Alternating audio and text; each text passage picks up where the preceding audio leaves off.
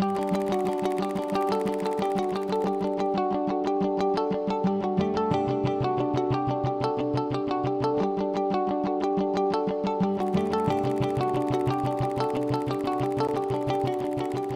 am a chartered accountant. I passed way back in '82, and I've had multiple roles, but fortunately I've only changed 3 jobs. 2 jobs actually, this is my third. In '94 I joined Hero Group. So 82 to 90 Escorts, 90 to 94 Ranbaxy, and Ranbaxy couple of achievements, the GDR of 100 million, then one of the largest external commercial borrowing transaction. Until that point in time, only 15 million was raised in one tranche. We were the first one to raise 50 million, and that deal was rated as one of the most innovative. I don't know why, but it was by Business Standard. And then Hero has been a very different experience. So being a finance man, being a treasurer, being a CEO, being a support to the family, working with consultants, so multiple roles.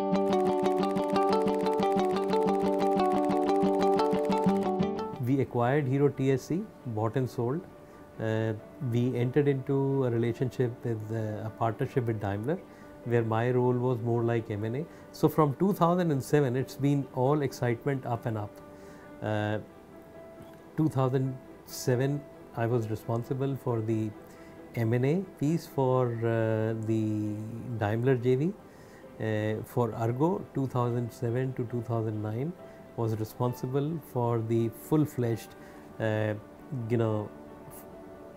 signing with a partner, building a business plan, hiring the team, and disbanding the joint venture. Then there was this family realignment.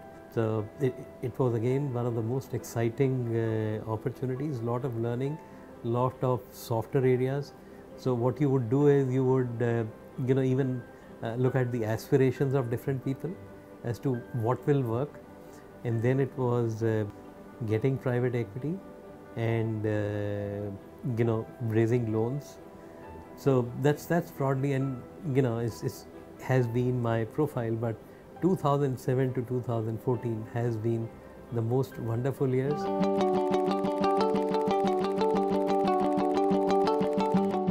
Discipline, hard work, perseverance, and wisdom to make the right choice, right?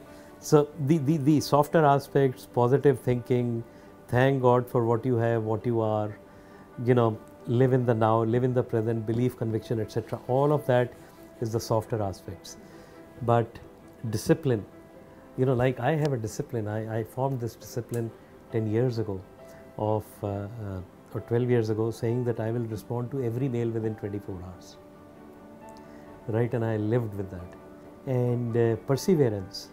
So the example is, we do get, we don't push ourselves to the extreme. It is only the ones who push yourself to the extreme that, it's only one who can be a CEO. The others have to follow.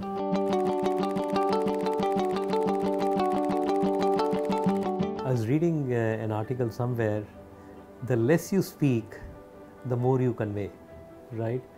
So it's always good to have an interpreter, but I think, if you are able to speak the language, one-on-one connect, because it's not just about the language, it's also about the energy flow that is happening, is to me more important.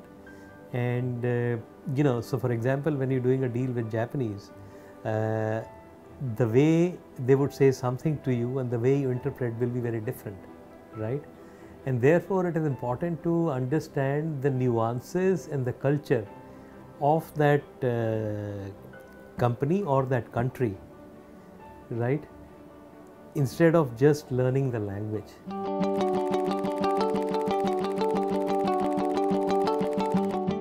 I think the most important piece to my mind is the value system, which cuts across whether it is M&A or whether it is marketing head, CEO, etc. If you do not have humility, you will never get to the top. And that's my strong belief, right? If you do not respect people, so for example, even a peon, I will call him dost, right? So what does that convey? That conveys that, you are at par with, let's say, my president of another business, I will call him dost as well.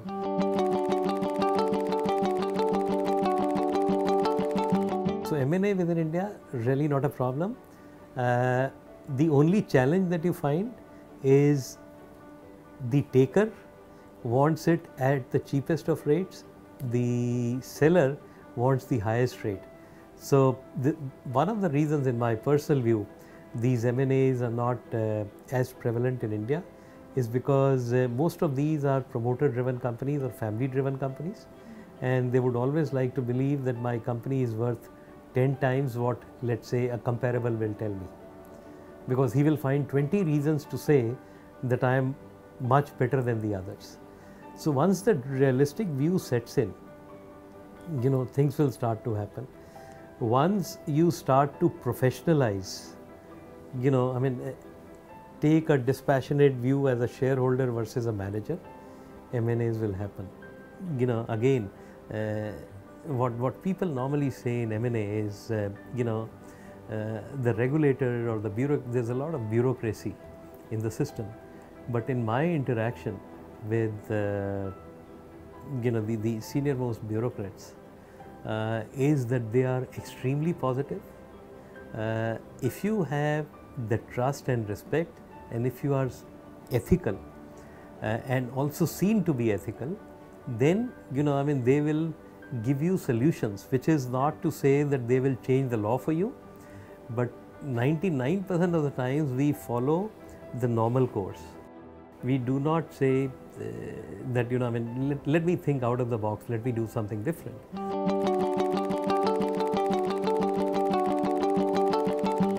Initially, let's say 10 years ago, I would never advocate an M&A or a brownfield acquisition.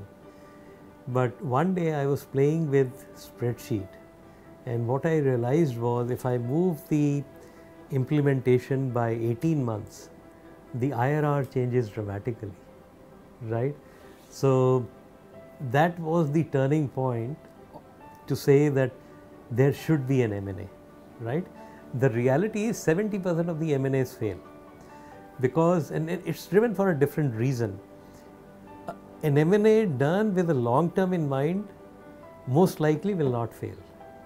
But M&A done by a company whose target is to, get to the top line. So what are your metrics that you are measured on? So that drives the human behavior, and that drives the greed.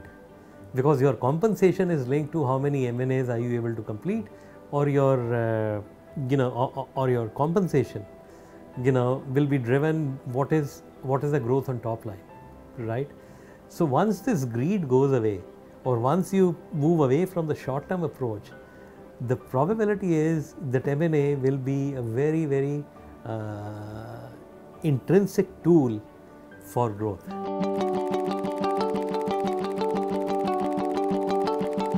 Personally, my vision for my life, so long as I have the freedom to operate, I have the ability to make my choices, I will continue to work where I am today. The day I feel I have lost my freedom, I cannot make my choices, I will find another way.